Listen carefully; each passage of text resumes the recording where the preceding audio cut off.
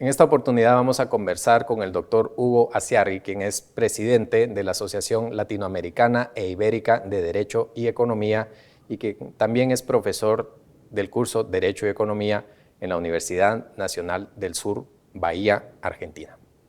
Hablemos un poco de la tradición continental, de la tradición civil, que es la que impera en América Latina. Mencionabas, digamos, el hecho de suplantar o transponer normas importadas de Europa, por ejemplo, Sí. pero dentro del análisis económico del derecho que, digamos, eminentemente se ha hecho en un contexto del common law, del derecho anglosajón, ¿qué podría resaltar del análisis económico del derecho aplicado a nuestra tradición civil? Bueno, te cuento, probablemente hace más de 2 décadas que muchos venimos haciendo análisis económico del derecho continental. Básicamente autores latinoamericanos, bueno, tú lo conoces, Alfredo Bullard, conoces alguna otra gente importante de Latinoamérica con la cual venimos haciendo análisis de nuestro derecho continental, pero también tenemos autores europeos. Recientemente salió un libro muy interesante de Ian McKay, haciendo análisis económicos del derecho continental.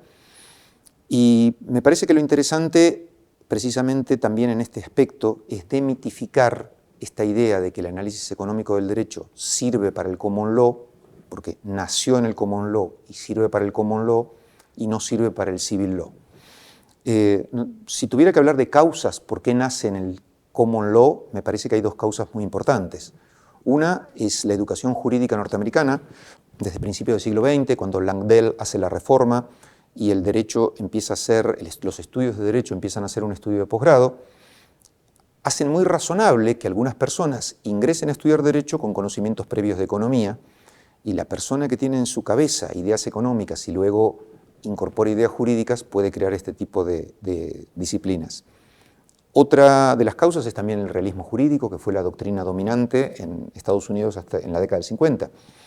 Y algo importante es que entonces se cree sobre esas bases que el análisis económico del derecho sirve porque ayuda a los jueces.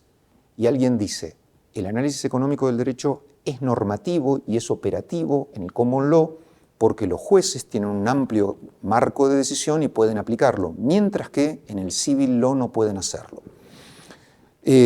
Mi réplica a este tipo de ideas es, si estudiamos con seriedad el campo de discrecionalidad que tienen los jueces latinoamericanos y los jueces de la Europa continental, nos damos cuenta que pese a los orígenes diferentes, no es tan diversa el marco de posibilidades, no es tan diverso el marco de posibilidades que tienen unos y otros. Y me parece a mí que en el common law lo podemos ver en el civil law, podemos ver su utilidad desde todos los puntos de vista. Ya hablamos de la utilidad para los legisladores, y sin duda que si vamos a hacer normas, mejor que estudiemos la relación entre esas normas y ciertas consecuencias sociales. O sea, probablemente podríamos pensar, a alguien le puede gustar un sistema diferente, pero dado este sistema de personas reales que hacen normas reales, mejor estudiar las consecuencias que no estudiarlas. Luego, es mejor para los jueces, porque muchas veces las decisiones de los jueces asumen cierto tipo de consecuencias sin estudiarlas sistemáticamente. Es muy normal que un juez diga, si hay 2 o 3 posibilidades de interpretación legítima de una norma, decir, es preferible la primera a la segunda y a la tercera porque la primera proyecta mejores consecuencias. Bueno, estudiar si proyecta efectivamente mejores consecuencias, se puede hacer, digamos, esa determinación de un modo sistemático o se puede hacerlo de un modo intuitivo. Y nos parece que es mejor hacerlo de un modo sistemático que de un modo intuitivo. Y para el abogado que practica todos los días, el abogado que practica todos los días ve mejor un núcleo de problemas cuando entiende análisis económico del derecho que cuando no lo entiende. Claro. En los cursos solemos dar algunos ejemplos que son un poco largos y son referidos a ciertos sistemas jurídicos, pero la argumentación jurídica normalmente, además de tratar de convencer sobre los hechos, trata de convencer sobre cuál es el mejor modo de aplicar el derecho. Y dentro de la idea de mejor produce mejores consecuencias. Por eso, el abogado que sabe análisis económico del derecho tiene herramientas más modernas en su caja de herramientas. Claro, en este caso, pues creo que los que hemos venido haciendo análisis económico del derecho en América Latina ya por algún tiempo, lógicamente es una cuestión de reenfocar, pienso yo, la metodología. Ahora no se trata una cosa solo de analizar decisiones judiciales, sino tal vez reenfocar en el análisis de los procesos legislativos, por ejemplo, y Totalmente, se podría combinar ahí con otros factores, otras disciplinas, un public choice, ese tipo de totalmente. situaciones. Sé que eres experto en el tema de tort law, lo voy a decir como un derecho de agravios, ¿verdad? Que es una visión diferente a lo que tenemos en la tradición continental. ¿Qué nos podrías comentar al respecto, digamos, del análisis económico del derecho enfocado en el tort law? Y la segunda parte de la pregunta tendría que ver otra vez con cómo, digamos, traducir esas ideas a una tradición continental. Bueno, a mí es algo que particularmente me interesa y todos tenemos el vicio de que lo que nos interesa nos parece que le tiene que interesar a todos, así que me puedo hasta poner pesado con esto, pero me parece que es interesante realmente. El derecho, el tort law traducido al español, solemos traducirlo como derecho de daños. Y la idea es que es un enfoque nuevo que incluye centralmente aquello que se llamaba responsabilidad civil, pero si en lugar de estudiar las normas, estudiamos el problema social del daño, podemos estudiar más que la responsabilidad civil. Es decir, frente al problema del daño, frente al problema de una persona que vulnera los derechos de propiedad de otra, lo que podemos hacer es aplicar un instrumento que es la responsabilidad civil u otros instrumentos que inciden también como incentivos respecto de las personas. La idea del análisis económico del derecho de daños es bastante sencilla. Si tenemos en un país 10 fábricas y alguien por negligencia hace volar una fábrica, tenemos 9. Después de tener ese daño, cómo distribuyamos esos costos puede ser muy bonito para muchas finalidades, pero seguimos teniendo 9. Lo ideal sería que si alguien con poco esfuerzo puede evitar volar esa fábrica, adopte las medidas para no volarla. ¿Y por qué esa persona va a adoptar esas medidas? Bueno, porque lo ideal sería que el sistema jurídico cree los incentivos para que sea más barato adoptar esas medidas y no volar la fábrica, esas medidas de prevención y no volar la fábrica, que no tomarlas y concluir con la fábrica, con la explosión de la fábrica. Entonces, el análisis económico del sistema de derecho de daños estudia todas esas instituciones, centralmente la responsabilidad civil tradicional, pero también otras instituciones que tradicionalmente no son, algunas de ellas, siquiera del derecho civil, sino de otros sectores del derecho. Por ejemplo, en el common law existe aquello que se llama injunction. Una injunction es una orden de hacer o de no hacer. Alguien puede decir, bueno, pero eso es otra rama del derecho. Y en algunos derechos, en algunos sistemas jurídicos latinoamericanos, ni siquiera integra el derecho privado. En otros sistemas ya está integrado el derecho privado. En Brasil o en Argentina son instituciones que los jueces de derecho civil pueden disponer frente a ciertos reclamos.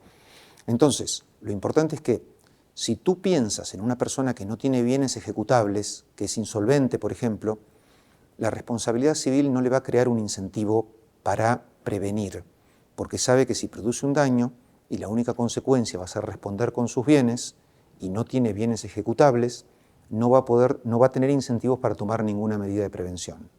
En cambio, si esa persona es frenada antes de tomar la decisión que luego va a ser dañosa, si es evitada la actividad de esa persona por distintos medios jurídicos, no se va a producir ese efecto jurídico del que hablábamos. Entonces, la idea de derecho de daños es una idea moderna en el derecho continental, pero ni siquiera es subsidiaria enteramente del análisis económico del derecho. En Argentina, en España o en Brasil existen asignaturas de derecho de daños desde hace ya una década o quizás un poco más de una década, y algunas no están estrictamente relacionadas con el análisis económico del derecho.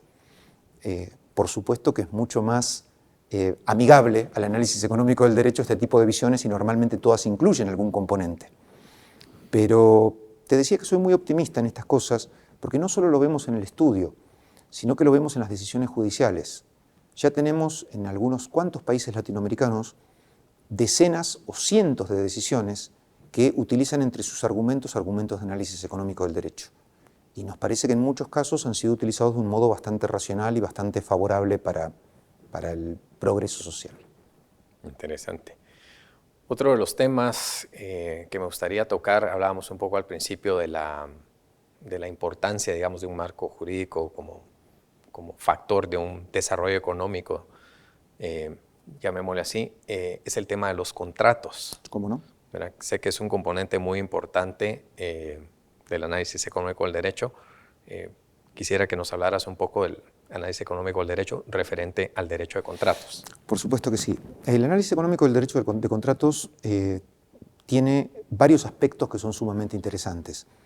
En primer lugar, la economía neoclásica normalmente piensa muy poco en el contrato. Piensa en transacciones que se llaman spot. Alguien cambia una manzana por una naranja. Pero el problema es que para aprovechar algunos de los beneficios que nos puede dar este mundo, necesitamos relaciones un poco más complejas. Entonces, los contratos, precisamente los contratos de larga duración, son uno de esos tipos que hemos encontrado los seres humanos de relaciones como para poder explotar esas ventajas del mundo. Y los contratos en sí mismos, además de unir ese tipo de prestaciones pensando en el futuro, a veces llegan a crear lo que llamamos personas jurídicas. Cuando hablamos de corporate governance, no hablamos más que de un contrato complejo que determina cómo va a ser el gobierno de una sociedad. Bueno, cuando tenemos un contrato complejo nos damos cuenta que esas ideas que aprendimos en economía son un poco limitadas para entender todo ese juego de incentivos entre las partes. El análisis económico del derecho precisamente lo que estudia es estructuras de relación y costos de relación marco para intentar proveer a las partes modos de relacionamiento que sean de acuerdo a sus finalidades y estudia las propiedades de eficiencia respecto del marco económico general. Alguien decía hace muy poco, y me parece que alguien recordaba una frase clásica, me parece que es una clave muy interesante para entender, que es que las sociedades se desarrollan cuando tenemos que pensar muy poco en muchas cosas. Entonces, uno puede pensar para qué un sistema jurídico provee un derecho de contratos que es básicamente supletorio. Supletorio significa lo siguiente: las partes pueden hacer otra cosa además de ese sistema. Pero ¿para qué creamos normas que, si no nos ponemos de acuerdo, rigen? Alguien podría pensar, bueno, eliminemos esas normas, que las partes se pongan a pensar en todo. Y nos enfrentamos al problema de que pensar en todo es muy caro, es muy costoso. Entonces, la idea de tener un buen sistema supletorio de derecho de contratos nos permite enfocarnos en aquello que nos interesa y en aquello en lo que somos especialistas. Y el sistema idealmente debería proporcionarnos un conjunto normativo que sería muy asimilable a lo que hubiéramos hecho si nos hubiéramos puesto a pensar.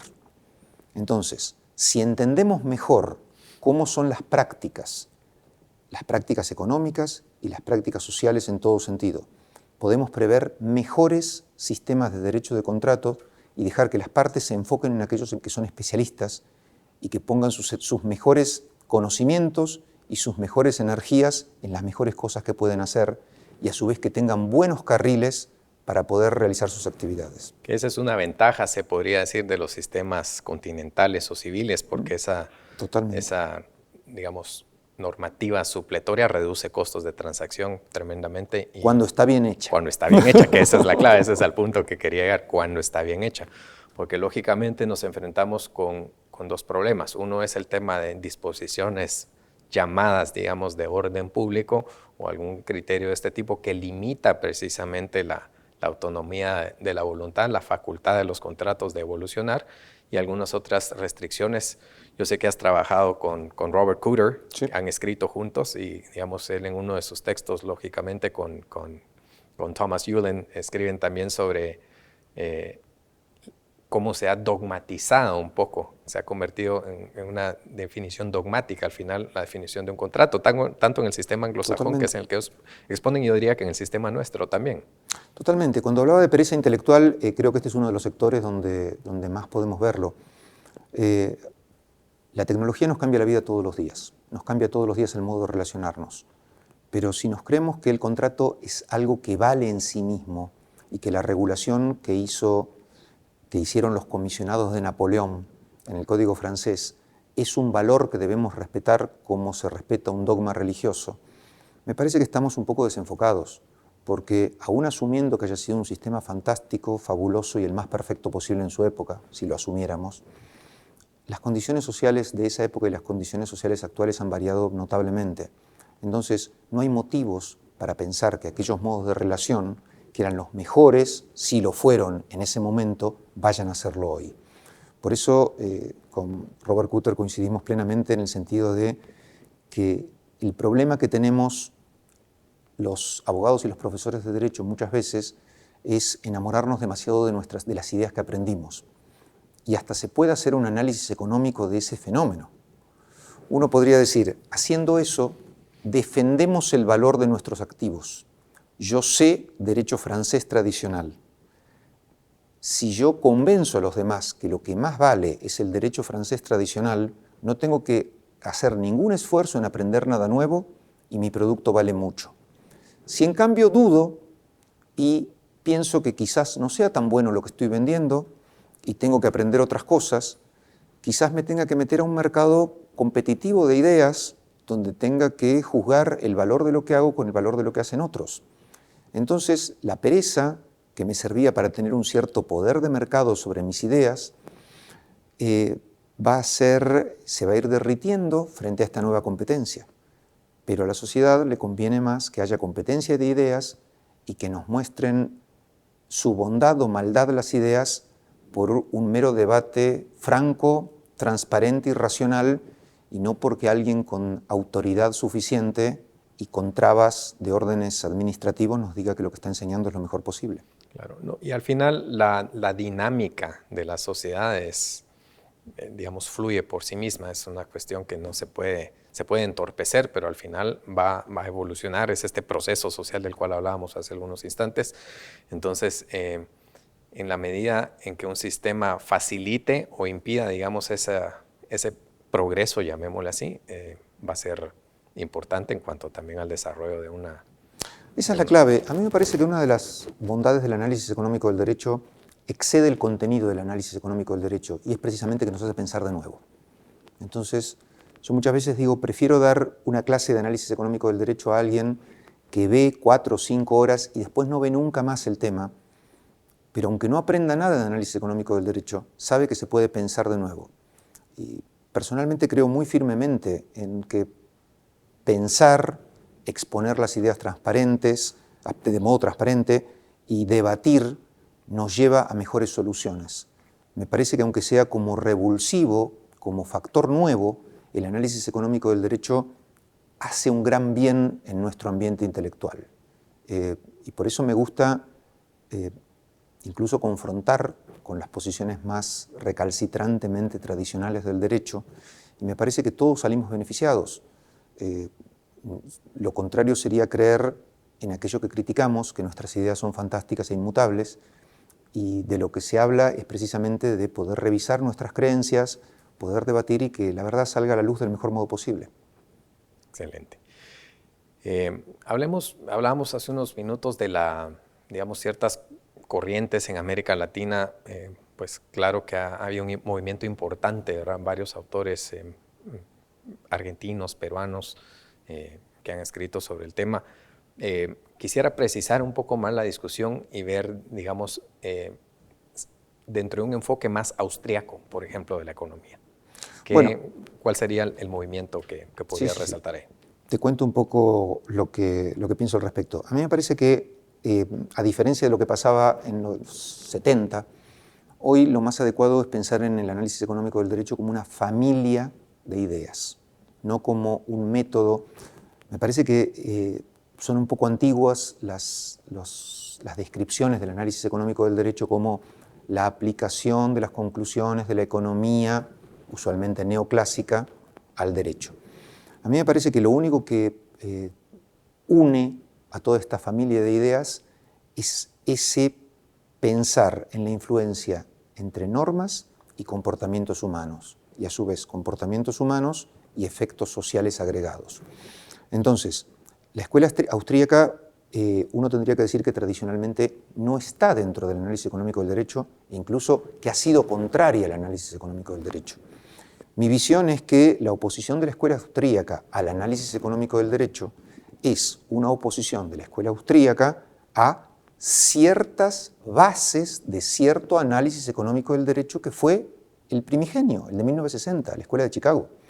Pero que hoy no hay inconveniente en decir, vamos a analizar desde una perspectiva austríaca el análisis económico del derecho de daños en tal materia. Sentemos simplemente cuáles son las bases de nuestro razonamiento y estudiemos el fenómeno implicado de acuerdo a esa perspectiva. Y en ese sentido me parece que hay mucho para aportar de todas las escuelas implicadas. Algo parecido ocurre con la economía experimental, algo parecido ocurre con lo que se llama el Behavioral Analysis of Law, el análisis of law del derecho basado en las escuelas del estudio del comportamiento. Yo creo que si creemos que el análisis económico del derecho es algo diferente a una ideología, que particularmente lo creo, puede recibir el aporte de todas las corrientes implicadas y mejorar, quizás, en ciertos fenómenos, la influencia de ciertas corrientes sea mucho más fructífero que en otros. A mí me parece, por ejemplo, que la escuela austríaca usualmente se ha ocupado mucho más de cuestiones más macro que de cuestiones más micro. Y el análisis económico del derecho hasta puede servir precisamente para que la escuela austríaca se ponga a pensar cómo bajar esas ideas macro a esos problemas técnicos tan pequeñitos en cuanto a extensión, no a importancia, de los cuales nos ocupamos en ciertas ramas. Me parece que toda corriente económica, hasta sociológica y jurídica, que intenta hacer lo suyo dentro del análisis económico del derecho, sale beneficiada por una doble vía. Ya para concluir, te preguntaría, ¿cómo es el futuro del análisis económico del derecho en América Latina particularmente? Bueno, te decía que soy optimista y lo voy a ratificar. Tengo algunos datos empíricos que me hacen ser optimista. El año que viene se va a realizar la edición número 18 de la ALACDE en Guatemala, aquí en la Universidad Francisco Marroquín. Cuando empezamos, hace unos cuantos años, costaba mucho y eran muy pocos los participantes y los trabajos que se presentaban tenían muy poco que ver con el análisis económico del derecho. Año a año el incremento ha sido casi exponencial. Ha estallado la cantidad de personas que se dedican a esto. En todos los países tenemos algún curso o alguna conferencia de análisis económico del derecho. En algunos pocos países de Latinoamérica tenemos también maestrías de análisis económico del derecho. Guatemala es uno y otros son Brasil y Argentina, donde tenemos algunas maestrías específicamente dedicadas al análisis económico del derecho. Y te decía que también los tribunales y los legisladores están incorporando, incluso en ambientes institucionales más o menos favorables, estas ideas de análisis económico del derecho. El Perú y el Brasil tienen unidades o áreas de análisis económico del derecho en sus parlamentos, y la Corte Suprema Argentina, hace pocos años, creó una unidad de análisis económico del derecho. Si tomamos todo este conjunto de datos, creemos que algo está pasando y que algunas de estas conclusiones se están incorporando, y esperemos que sigan haciéndolo y podamos mejorar un poco este mundo latinoamericano en el que vivimos. Perfecto. Bueno, muchísimas gracias, Hugo. Ha sido un placer. Un placer para mí.